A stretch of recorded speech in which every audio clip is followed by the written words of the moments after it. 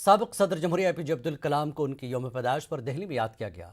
मुस्लिम राष्ट्रीय मंच की जानिब से हरियाणा भवन में प्रोग्राम मुनक्किद किया गया, जिसमें आरएसएस प्रचारक और मुस्लिम राष्ट्रीय मंच के मार्गदर्शक इंद्रेश कुमार मेहमान खुसूसी के तौर पर शामिल हुए। इस मौके पर साबिक सदर जमहूरिया एपीजे अब्दुल कलाम की सादगी और साइंस व टेक्नोलॉजी में उनके कारनामों को याद किया गया।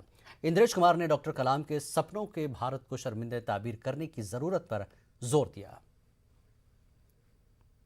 मुक्त हिंदुस्तान को बनाने के लिए हर पार्टी, हर मजहब, हर जात, हर सरकार काम करेगी और हम नशा मुक्त हिंदुस्तान यानी तरक्की वाला हिंदुस्तान होगा, सुरक्षित हिंदुस्तान होगा।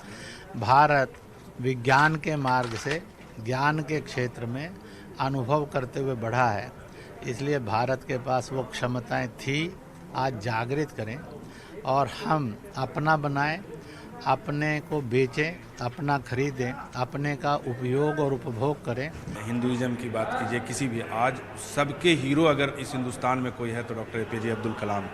उनकी ज़िंदगी कैसी होगी कि सभी धर्म के लोग उनको इज्जत करते हैं। वो सभी धर्मों से ऊपर उठकर एक इंसान थे। उनकी एक नई सोच थी जो इस देश को आगे बढ़ाने वाली सोच थी और वो राष्ट्र के लिए निर्माण के लिए उन्होंने अपनी ज़िंदगी को गुजारा है। तो ऐसे व्यक्ति का जन्मदिन में उनको याद करना ही एक बहुत बड़ी बात है, क्योंकि याद करने से भी उनकी सोच जो थी वो लोगों को मालूम होगी और उसको एक आगे बढ़ाने में